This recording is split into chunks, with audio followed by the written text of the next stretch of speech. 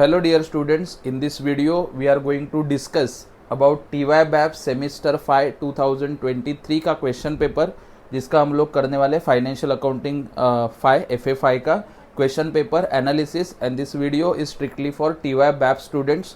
तो TYBAP के student ही देखना, इसके लिए मैंने ऑलरेडी क्लियर कर दिया। सिमिलर वीडियोज़ हम लोगों ने बीकॉम के लिए भी बनाए, वो भी वीडियोज़ आप देख सकते हो। और ये वीडियो के पीछे का आइडिया क्या है, ताकि बच्चों को पता चल सके कि अगर पास होना है तो कौन से चैप्टर के ऊपर फोकस करना है, स्कोर करना है तो सब तो करना ही पड़ेगा, बट जिनका पासिंग का प्रॉब्लम है स्पेशली तो किसको और में क्या पूछा जाता है तो वो आपको अगर आइडिया आ जाएगा, so you can plan your studies accordingly. So without wasting time let's begin. और ये 23 का एनालिसिस है। सिमिलर 2022 के क्वेश्चन पेपर के एनालिसिस का वीडियो भी आपको अपने चैनल पे मिल जाएगा, सर्च करोगे यू विल फाइंड इट। ठीक है, सो 23 का क्वेश्चन पेपर हम लोग देखते हैं।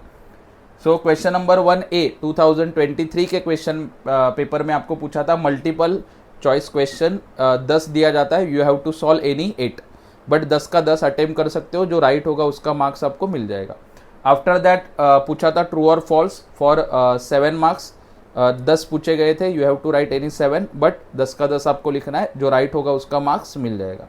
ठीक है, उसके बाद क्वेश्चन नंबर 2A एब्जॉर्प्शन का क्वेश्चन पूछा था। You know very well amalgamation, absorption and external reconstruction, ये क्वेश्चन आता है। अमलगमेशन का क्वेश्चन हर साल आता है, ओके तो उसका आपको प्रिपरेशन करना ही है, ये चैप्टर आप ऑप्शन में नहीं छोड़ सकते। तो एब्जॉर्प्शन का क्वेश्चन था, एक कंपनी ने दूसरे कंपनी को एब्जॉर्ब किया था, उसमें भी क्या पूछा था आपको, PC that is purchase consideration calculate करने के लिए बोला था। लेजर ऑफ वेंडर कंपनी, जो कंपनी अपना बिजनेस सेल करती है, we call it vendor company, and journal entries in the books of purchasing company, ये आपको पूछा था। तो आपको फोकस क्या करना है, ये चैप्टर जब पढ़ोगे तभी, चाहे वो अमलगमेशन हो या फिर एब्जॉर्प्शन हो, ये तीनों पूछते ही है हर साल। परचेस कंसिडरेशन कैलकुलेट करना होता है, वेंडर कंपनी के बुक्स में लेजर बनाना होता है, और परचेसिंग कंपनी का जर्नल एंट्री होता है। तो उतना भी आप प्रिपेयर कर लोगे तो आराम से आप ये क्वेश्चन अटेम्प्ट कर सकते हो। ठीक है, लास्ट ईयर अमलगमेशन पूछा था, 2022 की बात कर रहा हूँ, वो वीडियो देखोगे तो you will get idea, but थोड़ा सा आपको इन्फॉर्म कर देता हूँ। अमलगमेशन पूछा था और उसको और में एब्जॉर्प्शन पूछा था 22 में। ठीक है, अभी 23 का देखो, एब्जॉर्प्शन का क्वेश्चन था, उसको और में क्या पूछा था, इंटरनल रिकंस्ट्रक्शन। इंटरनल रिकंस्ट्रक्शन में आपको क्या करना था, जर्नल एंट्री लिखना था और कैपिटल रिडक्शन अकाउंट ही बनाना था, बैलेंस शीट नहीं पूछा था लास्ट ईयर। ठीक है, so either you can go for absorption और you can solve internal reconstruction.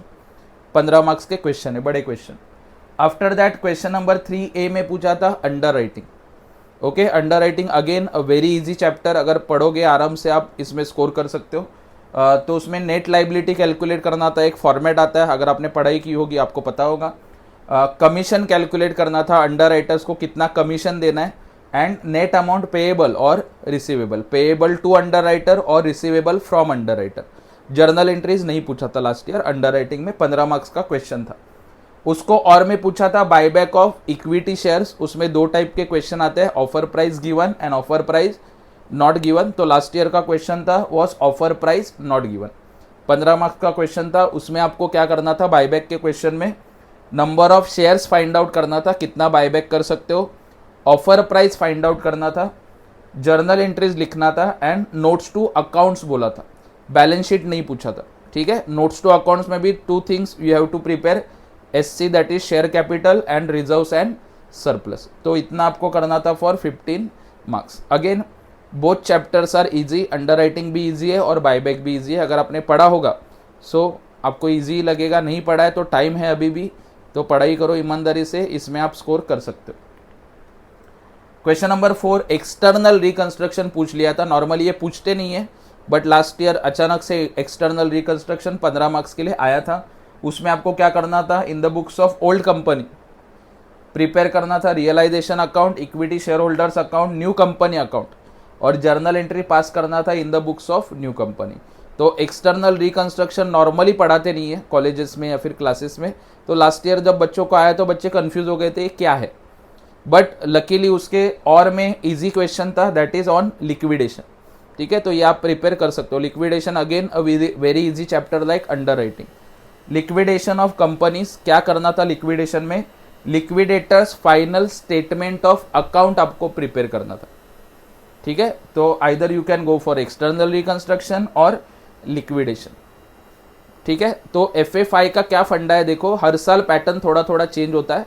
तो अगर आपको पॉसिबल है FA5 के सभी चैप्टर करो, ओके, क्योंकि किसको और में क्या आते हैं कुछ बोल नहीं सकते, बट सेफर साइड अगर आपको सिर्फ पास ही होना है, पेपर अटेम्प्ट करना है, तो एटलीस्ट 3 चैप्टर आपके परफेक्ट होने चाहिए, कोई भी 3 चैप्टर। उसमें से एक chapter definitely it should be amalgamation, okay. Second chapter you can prepare for buyback, okay, and third chapter you can prepare for under writing. मतलब आप 3 प्रिपेयर करोगे तो 2 तो आएगा ही ना, बट ऑब्वियस, ठीक है। थर्ड भगवान भरोसे, बट पासिंग के लिए आपको कम से कम 3 चैप्टर तो अच्छे से करना पड़ेगा ऑफ FA5। सिर्फ 2 चैप्टर पढ़ के अगर वही एक दूसरे को और में पूछ लिया तो प्रॉब्लम हो सकता है। So better prepare for 3 chapters at least, ठीक है। उसके बाद question number 5A long answer, 5B भी लॉन्ग आंसर था, 8 और 7 मार्क्स के क्वेश्चन थे। और उसके साथ में पूछा था शॉर्ट नोट्स, आपको 5 शॉर्ट नोट दिया जाएगा, out of that we have to attempt 3 short notes, 5 marks each. तो either you can go for long answer और शॉर्ट नोट। कुछ बच्चे क्या करते हैं, एक लॉन्ग आंसर लिखते हैं, 2 शॉर्ट नोट लिखते हैं, मार्क्स नहीं मिलेगा। Either you will get marks for long answer और शॉर्ट नोट ओनली, ठीक है। तो ऑप्शंस है, दोनों मत करो, ठीक है। बट अगर आपको पास होना है तो मैंने जो फंडा बोला आपको, प्रैक्टिकल कोई भी 3 चैप्टर अच्छे से करो। और जिसका प्रैक्टिकल बहुत ही वीक है, देखो यहाँ पे ऑब्जेक्टिव्स है 15 मार्क्स के, और ये लास्ट में थेरी है 15 मार्क्स का। 30 मार्क्स आपका थेरी और ऑब्जेक्टिव्स को है। अगर आपको 30 में से 20 मार्क्स भी मिल जाता है पासिंग के लिए, यू नीड ओनली 10 मार्क्स, ठीक है। तो ये थेरी एंड ऑब्जेक्टिव को इग्नोर मत करो, not only in this subject, in all the subject for TYBAF पास होना है, specially subjects like FA6 and FM। अगर आपको पास होना है तो आपका ऑब्जेक्टिव और थेरी इतना स्ट्रांग होना चाहिए कि कम से कम 30 में से 20 मार्क्स उसमें मिल गया तो आपको कोई फेल नहीं कर सकता, ओके। और 1-2 चैप्टर पढ़ लोगे तो भी आप आराम से पास हो जाओगे। So that's it from my and. ये था question paper analysis of 2023 question paper, ताकि आपको एक आइडिया आ जाए कि क्या पढ़ना है। और ये वीडियो आपके फ्रेंड के साथ भी शेयर करो ताकि उनको भी आइडिया आ जाए कि क्या पढ़ना है। सब लोग पास होने चाहिए, that is our aim. And keep following, keep supporting बागवे sir's Nandeep commerce classes. Thank you so much.